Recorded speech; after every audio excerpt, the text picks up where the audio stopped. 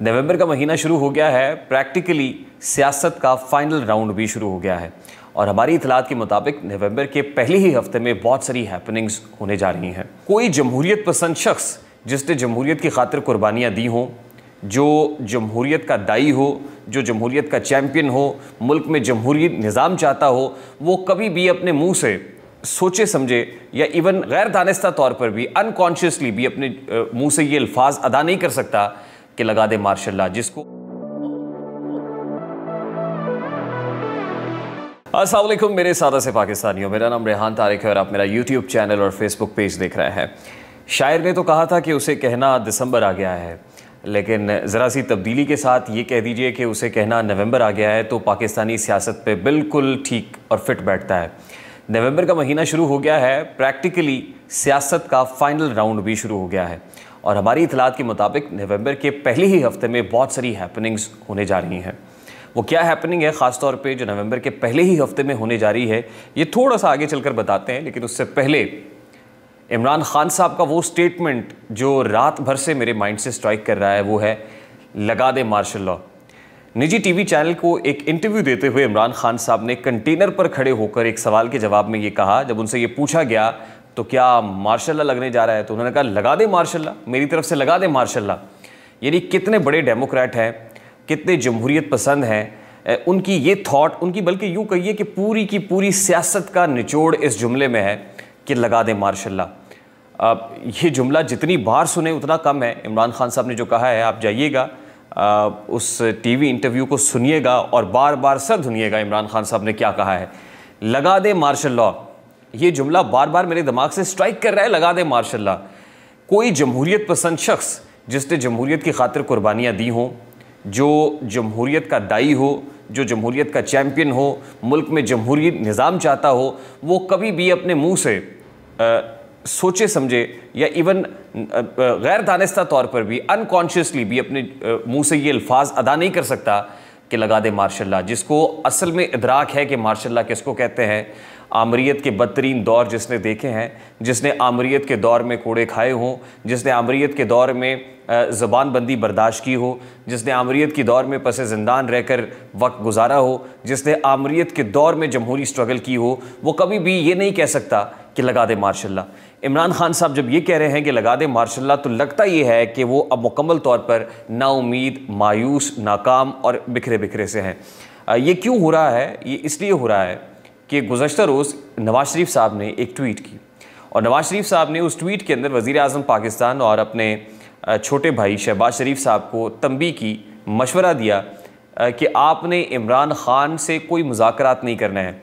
अब इमरान खान सड़कों पर रहे, इमरान खान ने जो गालम गलोच की है, जितनी बदज़बानी की है, जो लबो लहजा उन्होंने अपनाया हुआ है, उसके बाद आपने इमरान खान से ना तो मुज़ाकरात करने हैं, ना ही उन्हें कोई ऑफ़र देनी है, ना ही बातचीत के लिए बुलाना है, बल्कि आपने सारी की सारी तवज्जो खिदमत की तरफ मरकूज़ रखनी है। अवामी खिदमत कीजिए, आवाम को रिलीफ़ दीजिए, आवाम के लिए ब्रीदिंग स्पेस पैदा कीजिए, आवाम को एक स्पेस दें कि जिसके अंदर आवाम जो है वो आपके साथ कंफर्टेबल महसूस कर सके। नवाज़ शरीफ साहब का ये मैसेज इस वक्त पे आना ये बड़ा अहम है। अब इमरान खान साहब का मार्च प्रैक्टिकली आज 5वें रोज़ में दाखिल हो जाएगा।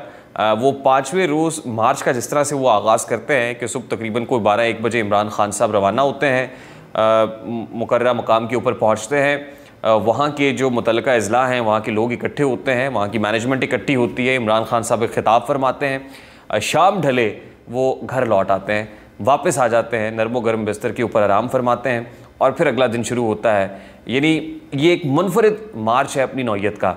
और इमरान खान साहब ने जो इस वक्त तर्ज़ अमल, तर्ज़ सियासत अपनाया हुआ है, उसके अंदर वो इदारों के ख़िलाफ़ फर्ज़ासराई कर रहा है, इदारों के ख़िलाफ़ खुले आम दुश्मन तराज़ी कर रहे हैं। जिस तरह के अल्फाज इस्तेमाल किए जा रहे हैं उससे अंदाज़ा लगाया जा सकता है कि इमरान खान की असल जंग किसके साथ है। इमरान खान की जंग यकीनन हुकूमत के साथ नहीं है। वो जितना मर्ज़ी कह लें कि नवाज़ शरीफ उनका दुश्मन है, शहबाज शरीफ दुश्मन है, आसिफ अली ज़रदारी दुश्मन है, ऐसा नहीं है। बल्कि उनके असल और हकीकी दुश्मन, जिनसे वो हकीकी आज़ादी लेने के लिए सड़कों पर हैं, जिनके ख़िलाफ़ वो मार्च कर रहे हैं, वो मुक़्तदिर हलके हैं, वो इदारे हैं जिनके साथ कभी उनकी देरीना रफ़ाकत थी, आज वो रकाबत में बदल चुकी है। तो इमरान खान साहब जब बार बार दुश्मन तराज़ी करते हैं तो इसका मतलब ये होता है कि आपने हमें छोड़कर अच्छा नहीं किया। बाज़ औक़ात वो ये भी कहते हैं कि आप वापस आ जाएं, लेकिन अब उन्हें यह इदराक हो चला है कि वो वापस आने के नहीं हैं। मामलात पहले जैसे नहीं हो सकते, तो जब पहले जैसे नहीं हो सकते तो फिर उन्हें मामले मजबूरी और ना चाहते हुए, मतलब इसमें वैसे ना चाहते हुए वाली बात भी नहीं है, वो शायद चाहते भी यही है कि अगर वो नहीं है तो कुछ भी नहीं है। अगर इमरान खान नहीं है तो मुल्क में आइन कोई नहीं है। इमरान खान कानून का नाम है, आइन का नाम है, जमहूरियत का नाम है, पार्लियामान का नाम इमरान खान है। इमरान खान अगर नहीं है तो मुल्क में लगा दें मार्शल लॉ, आप मार्शल लॉ लगा दें। आप देखिए, जुल्फ़िकार अली भुट्टो को आप तनकीद का निशाना बनाएं, नवाज शरीफ को तनकीद का निशाना बनाएं, बेनज़ीर भुट्टो को तनकीद का निशाना बनाएं, ये सब आमिरों के डसे हुए हैं, ये ताले आज़माओं के डसे हुए हैं। और जब जब इनका तख्ता उल्टा गया तो उसके बाद ये सब पॉलिटिकल स्ट्रगल करते हुए, जमहूरियत की खातिर स्ट्रगल करते हुए दिखाई भी दिए, लेकिन कभी किसी के मुंह से ये जुमला नहीं सुना कि लगा दे मार्शल लॉ। ये कहते हुए कभी किसी को नहीं सुना कि आमरीत का दौर ही इस जमहूरियत से बेहतर है, बल्कि मोहतरमा बेनज़ीर भुट्टो के वो यादगार जुमले हैं कि democracy is the best revenge, जमहूरियत फिर भी बेहतरीन इंतकाम है, जमहूरियत बेहतरीन इंतकाम है।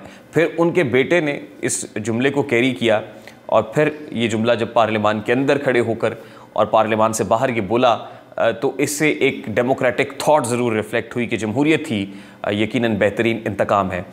कभी भी इंतकाम आप लेने के लिए, सियासतदानों से इंतकाम लेने के लिए आप ये नहीं कह सकते कि लगा दे मार्शल लॉ, या मुल्क में मार्शल लॉ, या मुल्क में आमरीत का नफाज हो जाए। वो लोग जिन्होंने आमरीत के दौर को देखा है, मुश्किलात सही हैं, सोबतें बर्दाश्त की हैं, वो ये कभी कह नहीं सकते कि लगा दे मार्शल लॉ।